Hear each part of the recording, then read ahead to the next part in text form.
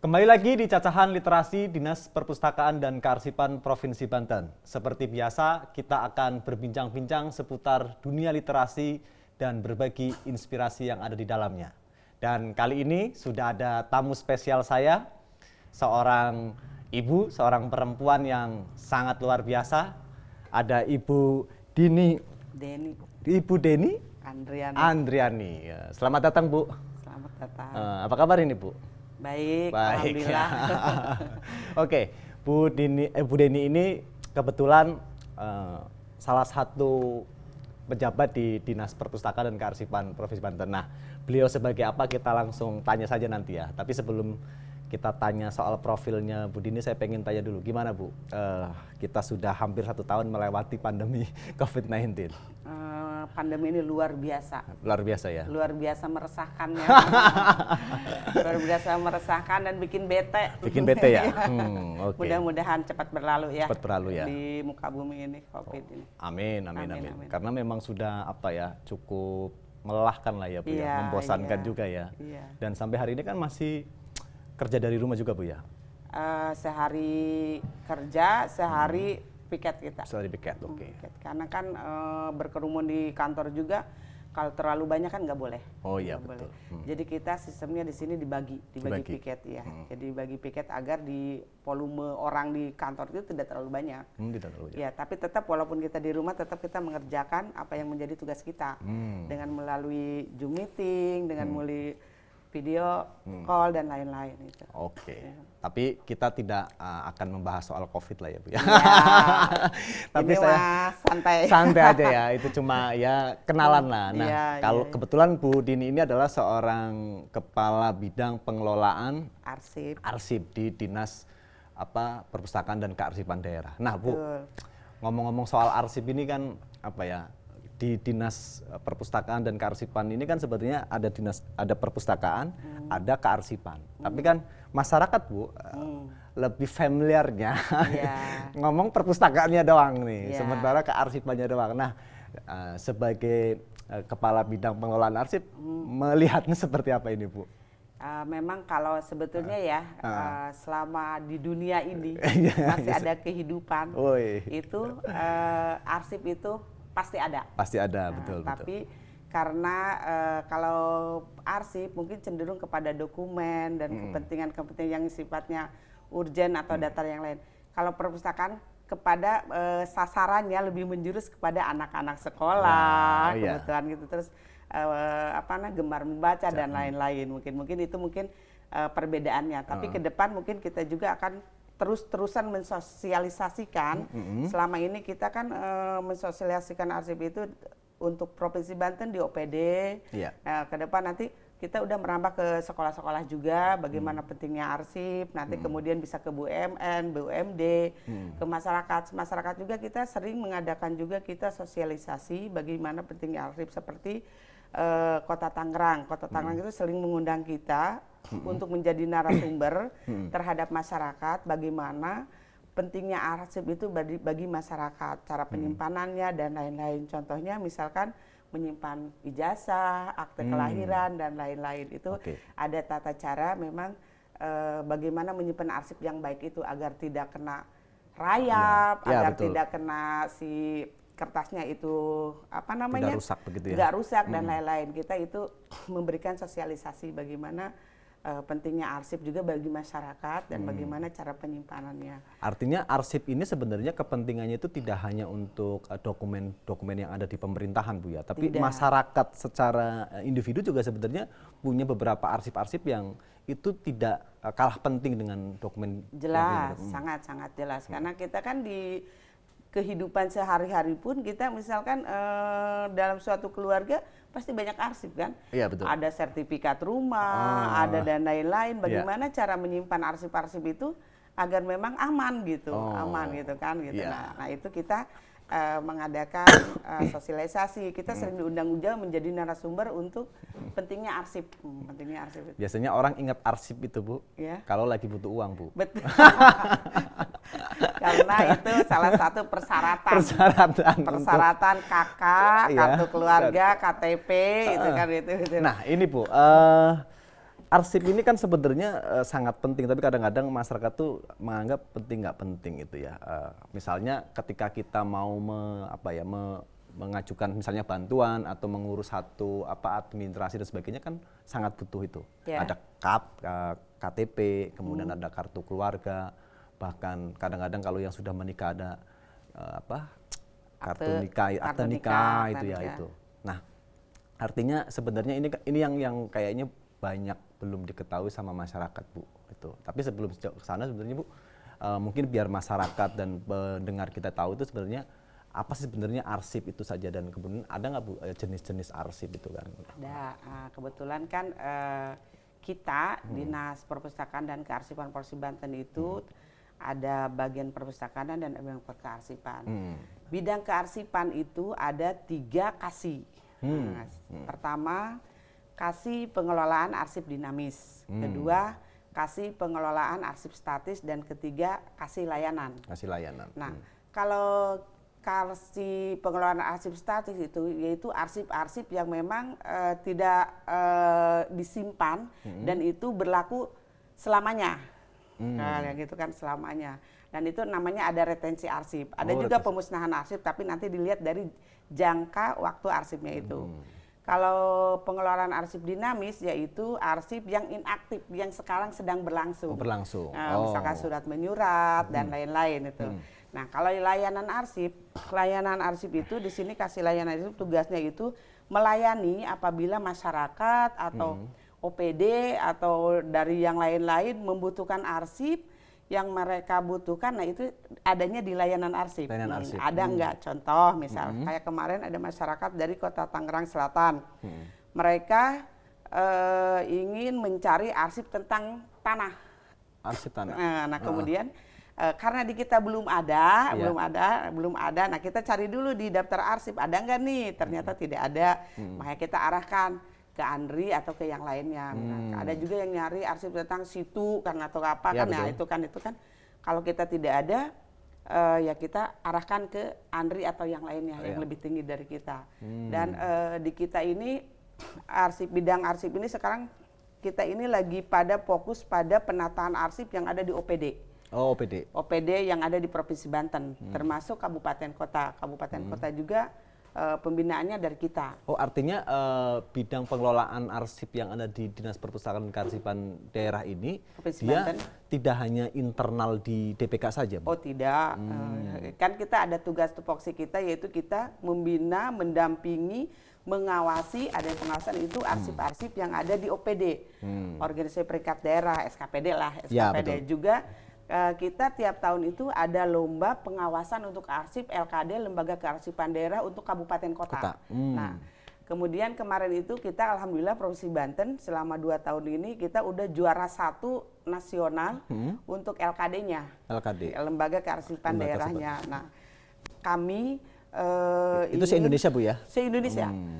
Ingin fokus sekarang ini biar OPD yang ada di Provinsi Banten itu tertib dulu arsip. Alhamdulillah yang tadinya mereka tidak mempunyai record center, tempat penyimpanan arsip, dengan kita selalu mengadakan pendampingan setiap saat ke OPD-OPD bagaimana kita harus punya record center. Kalau di kita kan depo itu untuk seluruh Provinsi Banten. Kalau di OPD-OPD namanya record center. Nah, itu bagaimana caranya menyimpan arsip di record center, kemudian bagaimana penataannya, kita selalu mengadakan pendampingan. Ke kabupaten kota kita juga selalu memberikan pembinaan.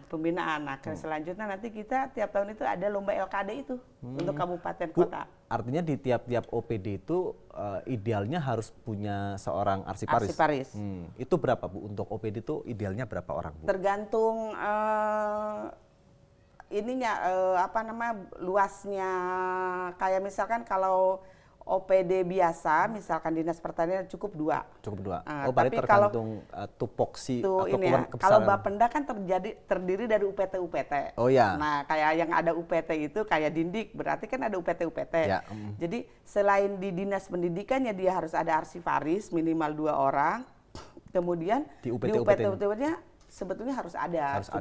Cuman sekarang ini karena di kita ini baru ada 27 arsiparis. Untuk yang pemerintahan provinsi di lingkup pemerintah Provinsi Banten. Baru punya 27. Nah, 51 ini kita lagi diajukan untuk menunggu SK Gubernur yang in passing. Mudah-mudahan 51 itu OPD-OPD yang memang belum ada arsiparisnya terpenuhi. Tetapi walaupun tidak ada arsiparis milik asalkan di salah satu OPD, kita ada pergubnya yang menunjuk pengelola arsip. Dibantu oleh pengelola arsip. Sebagai pengganti sementara dari seorang arsiparisnya. Ya, gitu. Jadi ada di OPD-OPD itu yang namanya pengelola arsip. Dan itu harus ada pelatihan khususnya nggak, Bu? Itu pelatihan khususnya biasanya kita ngadakan bintek atau kalau kita dengan ini aja pendampingan lama-lama. Kalau arsiparisnya kita mengajukan diklat ke BPSDM. Ada namanya diklat kearsipan. Karena kan untuk nyusun arsip itu kan nggak mudah ya, Bu. Apalagi banyak banget jenis. Karena jangankan arsip nih, Bu ya. Buku lah misalnya yang ada di perpustakaan itu untuk nata ini kategori buku apa apa juga kan ada coding-codingnya juga. Iya, betul. Di arsip juga demikian nggak, Bu? Lebih rumit di arsip. Masalahnya di arsip itu kita masukin ke digital. Arsipnya dipilah-pilah dulu nih, arsip keuangan, arsip masukin nanti digital. Kemudian cara penyimpanannya pun adanya di box berapa, nomor lemari berapa, kodenya apa, klasifikasinya apa itu sebenarnya. Tapi semuanya juga kalau kita belajar, insya Allah buktinya pengelola itu rata-rata kan banyak TKS juga yang jadi pengelola itu. Mereka udah pintar semua, udah biasa semua. Segala sesuatu itu kalau dengan belajar apapun sulitnya pekerjaan itu insya Allah pasti akan bisa. Intinya di sana lah. Learning by doing lah ya, Bu ya.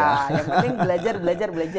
Gitu. Nah, Bu tadi kan sempat waktu di awal itu sempat disinggung sama Ibu bahwa ada arsip yang sifatnya statis dan arsip yang sifatnya dinamis. Nah, ini kalau boleh tahu contohnya arsip-arsip yang disebut arsip dinamis itu yang seperti apa modelnya gitu, Bu. Dan tadi kan juga katanya yang ada masa retensi, masa jangka waktu arsip.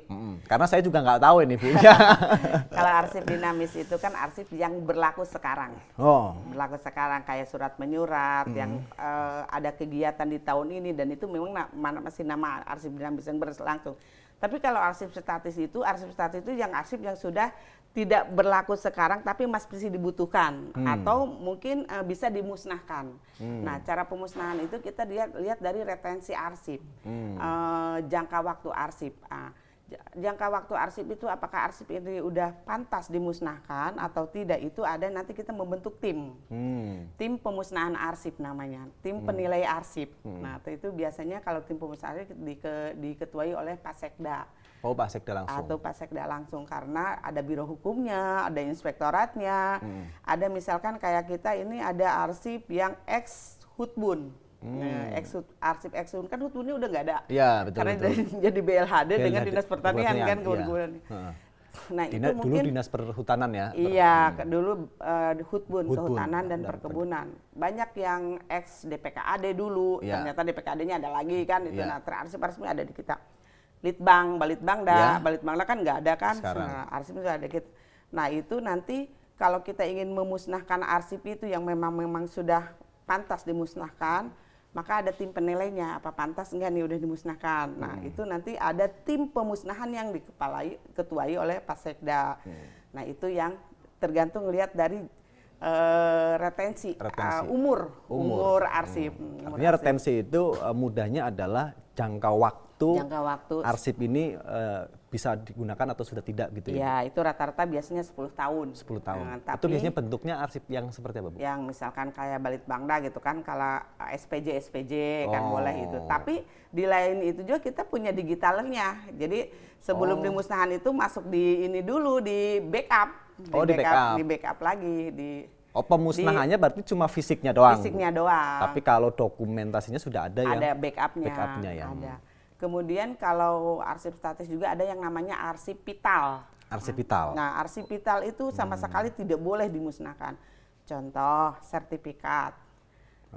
Contoh misalkan peta ya, contoh itu. Nah, itu nggak bisa dimusnahkan. Arsip-arsip yang itu basisnya kegunaannya seumurnya kali ya. Seumurnya. Ya, gitu yang vital itu. Sederhananya kayak misalnya sertifikat tanah, sertifikat gedung, yang berkaitan dengan aset kali ya. Iya, dengan aset kayak ini aja mungkin sertifikat tanah DPK ini atau KP3B itu kan arsipnya itu nggak boleh. Itu masuknya arsip vital. Statis tapi vital. Berarti arsip statis itu dia ada 2 ya Bu, yang vital sama yang tadi bisa dimusnahkan yang punya retensi waktu tadi ya. Nah kalau yang arsip tadi satunya lagi yang dinamis itu yang sedang berjalan. Itu nanti penyimpanan itu mah biasa kata saya tadi arsip itu bisa dibilang penyimpanannya ya tadi itu ada umpamanya arsip ini disimpannya ini katalognya ini kodenya ini klasifikasinya itu, nah itu yang dinamis yang masih berjalan. Berarti itu belum bisa dimusnahkan. Bisa dimusnahkan. Berarti misalnya kalau saya mau riset tentang perbandingan misalnya efektivitas penggunaan anggaran untuk program A, program B itu sebenarnya kalau bisa lewat arsip Bu ya? Bisa. Dengan membaca misalnya ini penggunaan anggaran ini sekian, efeknya lebih besar, ini efeknya kurang, itu bisa Bu ya? Bisa, dengan bisa.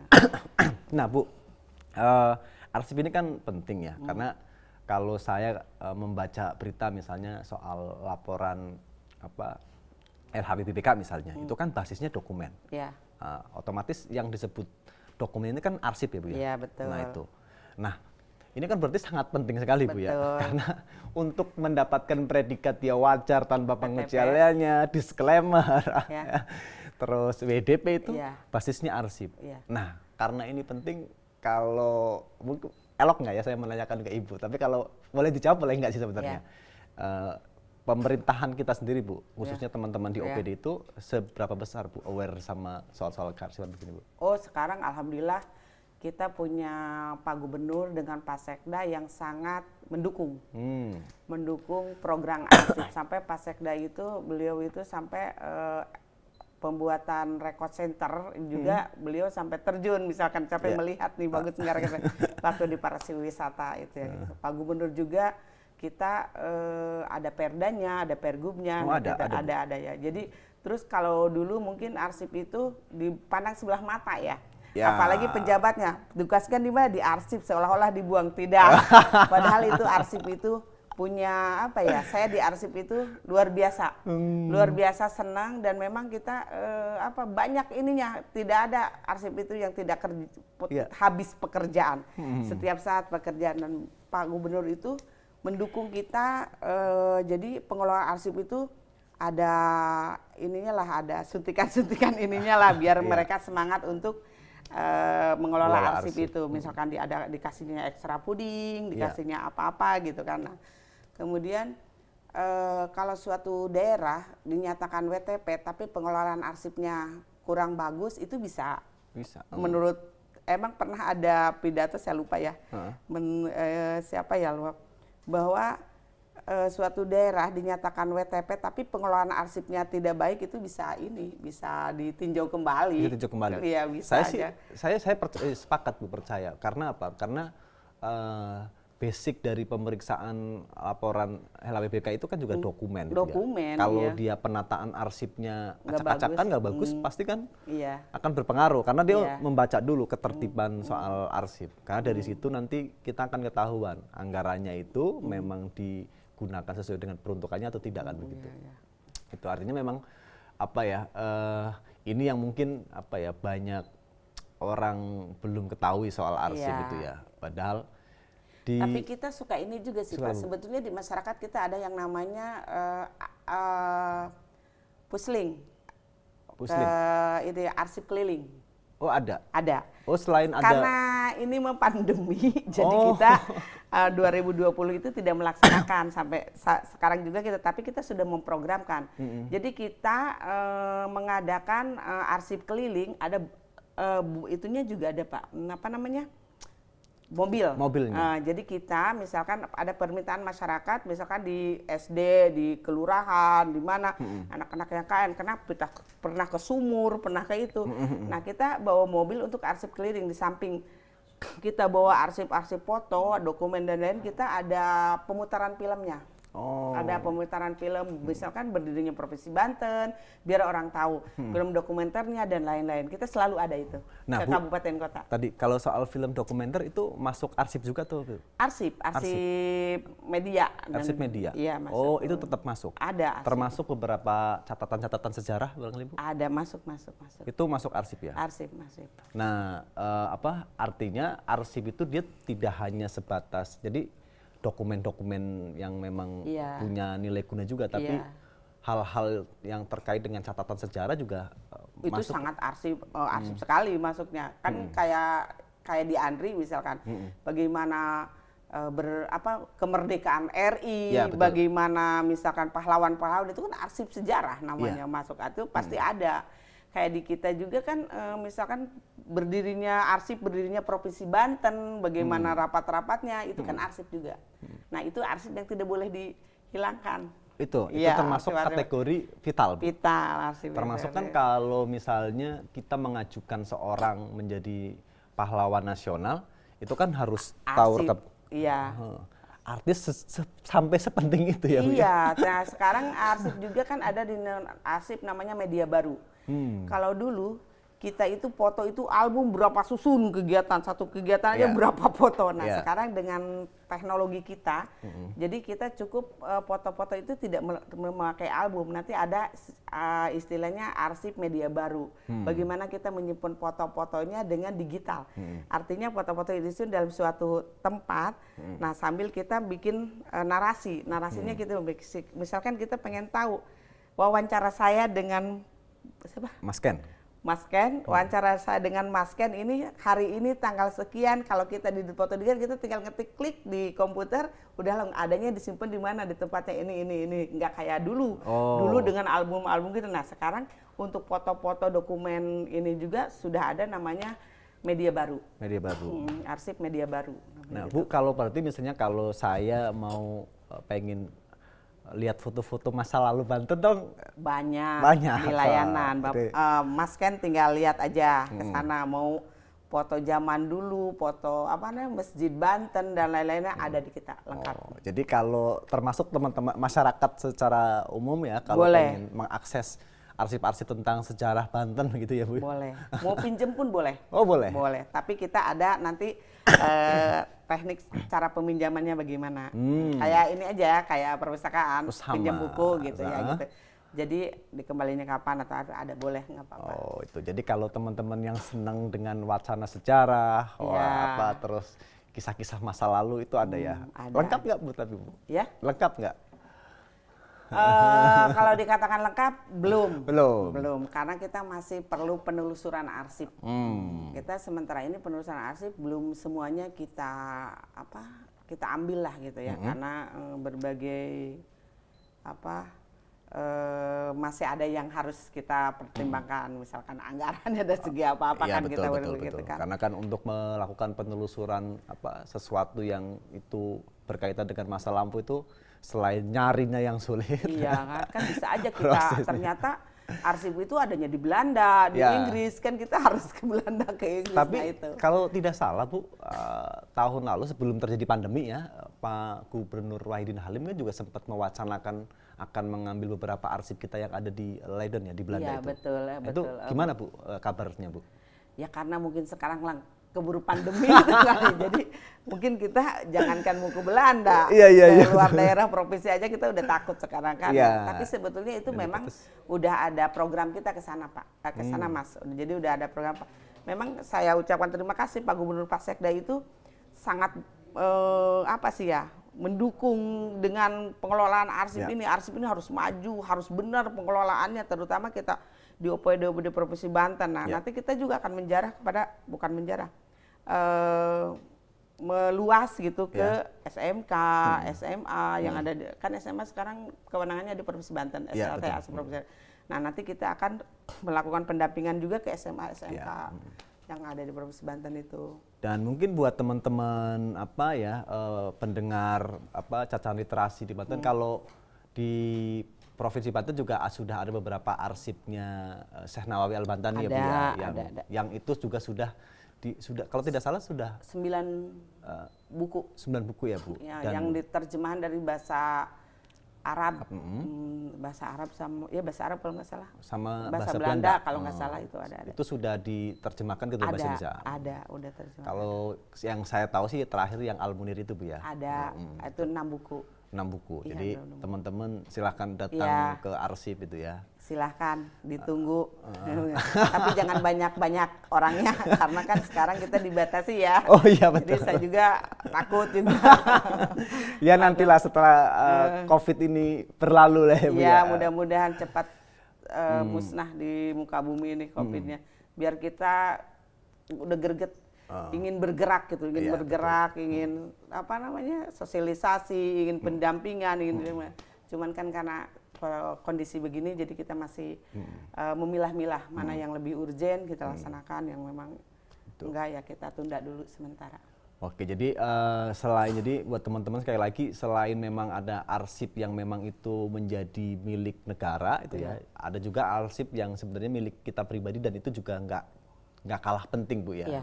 Karena kemarin di Jakarta kan sempat ya Bu, ada saya baca di media sosial ini Bu kan, banyak kan orang yang arsipnya pada hilang gitu kan, sampai ada bikin pengaduan bagi yang arsip sertifikatnya rusak, KTP-nya rusak, ijazahnya rusak, itu bisa menghubungi. Ya itu ada namanya kegiatannya arsip penanganan bencana. Oh ya, ada arsip penanganan bencana.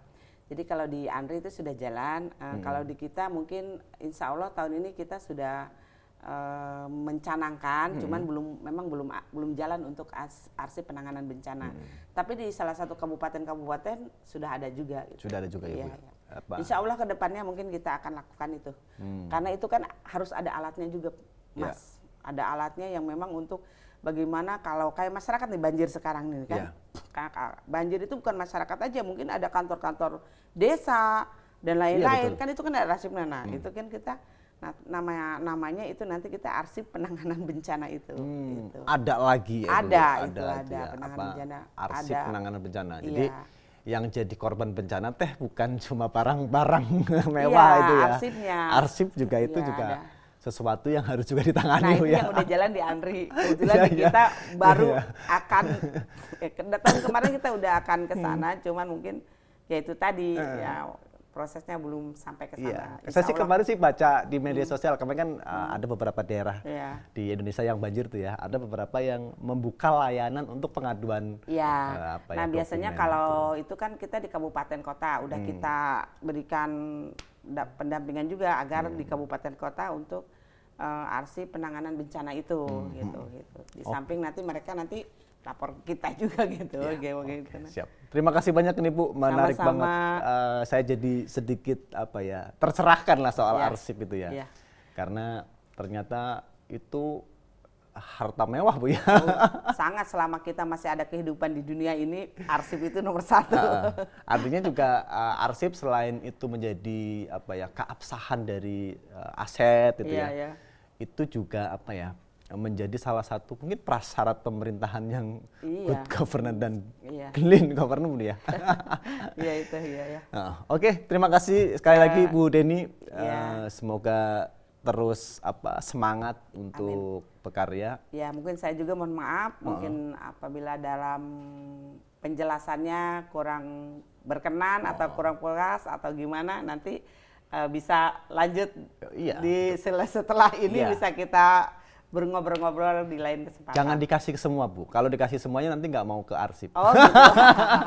Ya. Ini kan sekadar sebagai pembuka saja itu bahwa di DPK itu tidak hanya perpustakaan doang, tapi ada kearsipan. Dan jangan salah loh, fasilitas di gedung kearsipan kita itu juga ada sesuatu yang menarik. Kalau teman-teman pengen tahu, di sana juga ada gedung teater mini yang itu bisa disewakan Bu ya? Tidak disewakan. Oh, maksudnya dipinjamkan ke masyarakat? Boleh, dipinjamkan dan gratis. Free, siapa aja. Tetapi dengan catatan apabila gedung itu lagi tidak dipakai. Tapi kita bikin jadwal siapa aja yang mau pakai. Misalkan banyak dosen di sini IAIN, Untirta, dari masyarakat juga, dari Ormas, boleh. Itu untuk kapasitas berapa orang, Bu? 70. 70, maksimal ya Bu ya? Iya. Maksimal, tapi nanti setelah pandemi. Setelah pandemi. Kalau sekarang mah cukup 30 aja, lewat satu. Bahkan relatif nggak diperbolehkan ya Bu ya? Iya, karena takutlah lagi situasi begitu. Artinya tidak dipinjamkan itu bukan berarti kearsipannya pelit, tapi tidak. Demi keamanan kita bersama itu. Ya. Jadi tapi kalau untuk 20 orang, 25 orang boleh, masih boleh apa-apa. Ya, untuk bedah buku, boleh. Untuk ini ya. Kan biasanya di situ pakai. Iya. Di teater, gedung Karena teater. saya kadang-kadang kalau ikut bedah buku di sana memang. Iya, emang di sana. Dan tempatnya asik. Dia semacam bioskop tapi mini Bu ya. Mudah-mudahan kedepannya lebih bagus lagi. Mau ditata lagi sama Pak Kadis. Amin. Oh iya kan Kadisnya baru ya Bu ya? Iya, baru. Harus diundang berarti nanti di cacahan literasi ini. Amin. Oke, terima kasih sekali lagi Sama-sama. Bu Deni buat masyarakat. Jadi obrolan ini mungkin tidak menjelaskan secara keseluruhan, tapi ini hanya pengantar saja bahwa ternyata selain harta benda yang kita miliki, arsip-arsip dan dokumen yang berkaitan dengan kehidupan kita itu juga tidak kalah penting, karena seringkali kita itu terkendala urusan administrasi karena soal-soal kelengkapan dokumen itu ya Bu ya. Oke, mungkin terakhir Bu, ada pesan buat masyarakat kita agar lebih aware lagi soal arsip.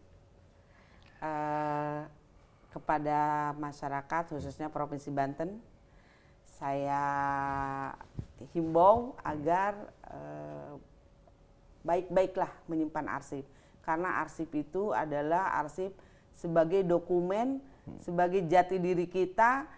Dimanapun, kapanpun arsip itu pasti dibutuhkan. Nah, itu aja mungkin. Jadi simpanlah arsip dengan baik, jangan sembarangan menyimpan arsip. Karena kalau kita tidak ada dokumen atau arsip, suatu saat kita akan kebingungan atau ada masalah dan yang lain-lain kan. Kalau tidaknya ada arsip. Makanya itu sekali lagi simpanlah arsip dengan baik, apalagi dalam masa-masa bencana begini. Jadi saya himbau agar menyimpan arsip dengan baik, khususnya di Provinsi Banten ini. Terima kasih. Oke, terima kasih Bu Deni, sehat selalu, semoga tetap semangat dan nanti kita bisa ngobrol lebih panjang lagi itu. Amin. Demikian obrolan cacahan literasi hari ini bersama dengan Ibu Kabid, Ibu Deni. Semoga memberi nilai tambah dan manfaat kepada kita semuanya. Salam literasi, membaca kata, membaca dunia.